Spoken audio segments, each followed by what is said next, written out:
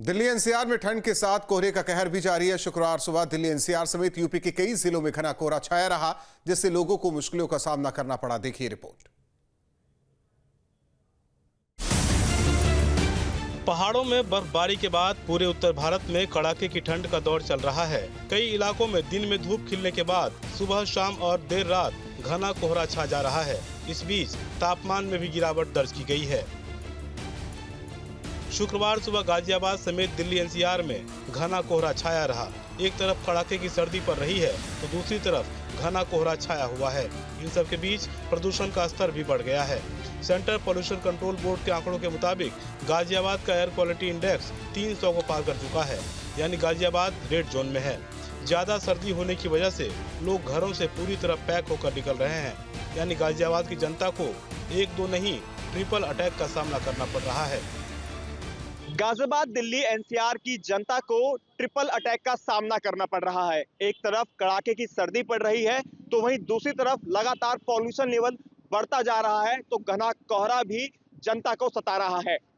इस वक्त हम गाजियाबाद में मौजूद हैं। गाजियाबाद का एयर क्वालिटी इंडेक्स की बात करें तो सेंट्रल पॉल्यूशन कंट्रोल बोर्ड के आंकड़ों के मुताबिक गाजियाबाद का एयर क्वालिटी इंडेक्स 300 को पार कर चुका है, यानी 320 330 पर एक्यूआई लेवल बना हुआ है, जो कि रेड जोन में है। तस्वीरें आप देखेंगे तो तस्वीरों में आप देख सकते हैं किस तरह से कोहरा छाया हुआ है। कोहरे के साथ साथ कह सकते हैं स्मोक की सफेद चादर गाजियाबाद दिल्ली एनसीआर पर छाई हुई है।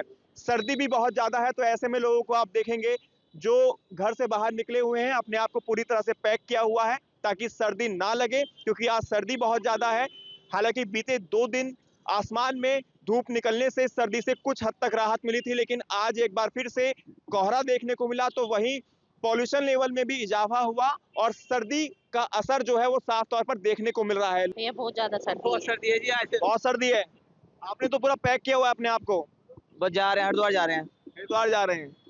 क्या कहेंगे, आज कोहरा भी है, सर्दी भी है, पॉल्यूशन भी पड़ रहा है, ट्रिपल अटैक। ये नॉर्मल है, ये नॉर्मल है। अब क्या नाम है, 3-4 दिन से ऐसे चल रहा है लगातार। ये नॉर्मल है वैसे तो, पर जो पहले वाला कोहरा था 2015-16 में, वो थोड़ा अलग था। उसमें तो दिखता भी नहीं था, धुंध इतनी होती थी। सुबह तो बहुत ज्यादा कोहरा था, बहुत ठंड बहुत है आज। दिल्ली एनसीआर समेत पूरे उत्तर भारत में ठंड अपने तीखे तेवर दिखा रही है। सुबह दिल्ली समेत पूरा एनसीआर कोहरे की चादर में लिपटा नजर आया। घने कोहरे ने एक बार फिर लोगों की दिनचर्या पर भी असर डाला। कोहरे के साथ बर्फीली हवाएं और खराब वायु गुणवत्ता ने आम जनता की मुश्किलें और बढ़ा दी हैं। विजिबिलिटी बेहद कम है। विजिबिलिटी कम होने की वजह से वाहनों की रफ्तार भी धीमी पड़ गई। बढ़ती ठंड को देखते हुए फिलहाल दिल्ली एनसीआर के लोगों की मुश्किलें कम होती दिखाई नहीं दे रही। ऐसा लग रहा है कि जैसे प्रकृति ने अपने कोहरे की चादर से आसमान को ढक दिया है। इस कोहरे के साथ ही ठंडी हवाओं और खराब गुणवत्ता ने आम जनता की मुश्किलें और बढ़ा दी है। विजिबिलिटी बेहद कम है। शहरों में जलती हुई स्ट्रीट लाइट भी दिखाई नहीं दे रही। बात करें आज के तापमान की तो 9 डिग्री सेल्सियस आज का तापमान है। भीषण ठंड है। बढ़ती ठंड को देखते हुए फिलहाल दिल्ली एनसीआर के लोगों को राहत मिलती दिखाई नहीं दे रही। ललितपुर में कड़ाके की ठंड में भी सहरिया बस्ती के बच्चे नंगे बदन खेलते नजर आए। सर्दी से बचने के लिए बच्चों के पास गर्म कपड़े नहीं होने की वजह से वो ठिठुरने को मजबूर हैं।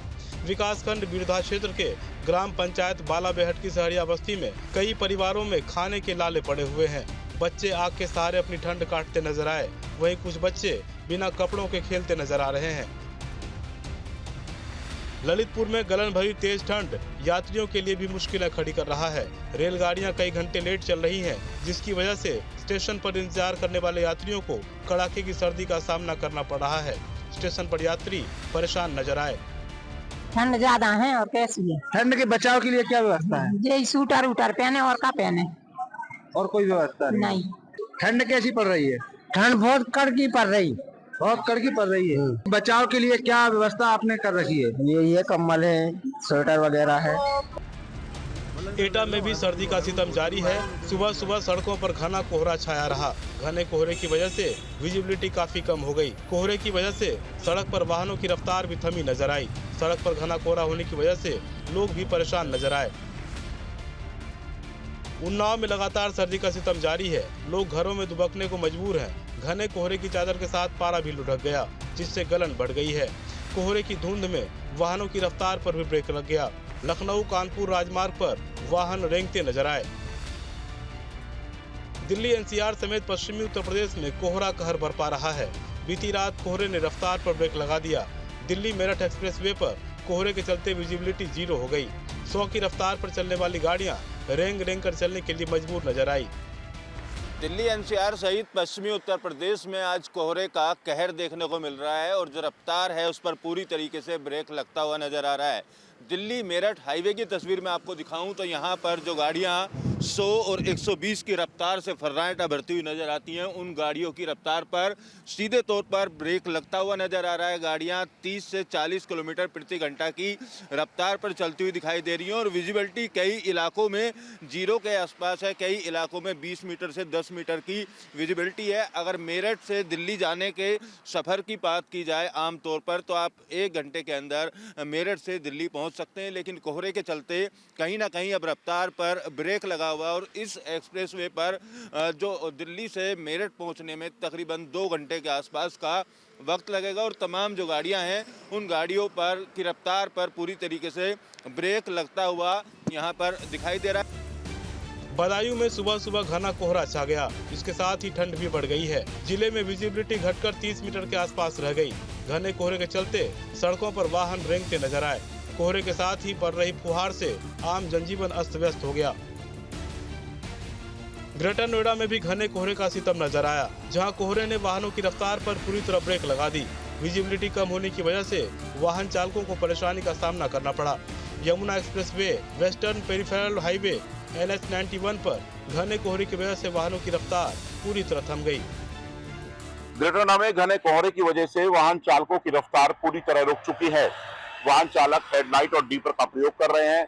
विजुअलिटी बहुत कम है। लगातार वाहन चालकों को कहीं ना कहीं चलने में उन्हें परेशानियों का सामना उठाना पड़ रहा है। हम आपको लगातार तस्वीरें दिखा रहे हैं। NH 91 की तस्वीरें हैं जहां घने कोहरे की वजह से जो वाहनों की रफ्तार है पूरी तरह रुक चुकी है और जो वाहनों के रफ्तार पर पूरी तरह ब्रेक लग चुका है और विजुअलिटी बहुत कम हो चुकी है। तस्वीरें आपको दिखा रहे हैं ये हाईवे की, Yamuna expressway eastern peripheral highway पर जो कनेक्ट करता है उसकी ये तस्वीरें हैं। आज घना कोहरा होने की वजह से जो सर्दी का सितम है लगातार तेजी से बढ़ता हुआ नजर आ रहा है। लगातार जो घना कोहरा होने की वजह से वाहन चालक जो हेडलाइट और डीपर का प्रयोग कर रहे हैं और घना कोहरा होने की वजह से आज देर रात से ही कहीं ना कहीं जो पुलिस प्रशासन है वो अलर्ट है। लगातार इसी को लेकर कहीं कोई हाईवे पर बड़ा हादसा ना हो जाए और इसी को लेकर टोल प्लाजाओं पर लगातार उन्हें जागरूक किया जा रहा है, बताया जा रहा है। पूरी तरीके से वाहन चालकों को उन्हें गाइडलाइन बताई जा रही है। हेडलाइट का प्रयोग करें, डीपर का प्रयोग करें, संभल कर चलें, कहीं कोई बड़ा हादसा ना हो जाए। उससे बचने के लिए लगातार जो प्रशासन है टोल प्लाजाओं पर वाहन चालकों को जागरूक भी करता हुआ नजर आ रहा है।